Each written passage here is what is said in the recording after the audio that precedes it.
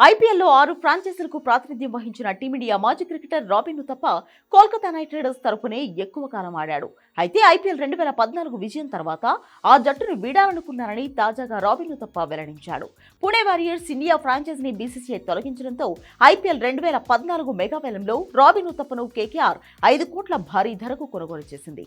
ఆ సీజన్లో రాబిన్ ఉతప్ప అద్భుత ప్రదర్శన కనబరిచాడు. 44 సగటుతో 660 పరుగులు చేసి ఆరెంజ్ క్యాప్ అందుకున్నాడు. కేకేఆర్ టైటిల్ గెలవడంలో కీలక పాత్ర పోషించాడు. ఈ సీజన్ అనంతరం కేకేఆర్ను వదిలేయాలనుకున్నారని, తనకు ఉన్న డిమాండ్ వేలంలో క్యాష్ చేసుకోవాలనుకున్నారని రాబిన్ ఉతప్ప తెలిపాడు. తాజాగా ఓ పాడ్కాస్ట్ ఇంటర్వ్యూలో ఈ విషయాన్ని వెల్లడించాడు. పుణె వారియర్స్ ఇండియా తర్వాత తనను కేకేఆర్ 5 కోట్లకు తీసుకుందన్నాడు. ఐపీఎల్ 2014 సీజన్లో తాము విజేతగా నిలిచామని, తాను ఆరెంజ్ క్యాప్ అందుకోవడంతో ఆ జట్టు నుంచి తప్పుకోవాలనుకున్నట్లు గుర్తు చేసుకున్నాడు. వేలంలోకి వెళ్లి తనకున్న డిమాండ్ను క్యాష్ చేసుకోవాలనుకున్నారని చెప్పాడు.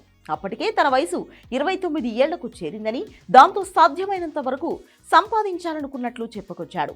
కానీ కోల్కతా ఫ్రాంచైజ్ తనను వదిలేందుకు ఇష్టపడలేదని గుర్తు చేసుకున్నాడు. వారి సూచనతో తన ప్రయత్నం మానుకున్నానంటూ ఉతప్ప చెప్పుకొచ్చాడు. యువ ఆటగాళ్లకు ఎంతో ఫ్యూచర్ ఉంటుందని, కానీ తనలాంటి వెటరన్ ప్లేయర్స్ ఫామ్ లో ఉన్నప్పుడే ఐపీఎల్ లాంటి లీగ్స్ తో సంపాదించుకుంటారని ఉతప్ప వ్యాఖ్యానించాడు.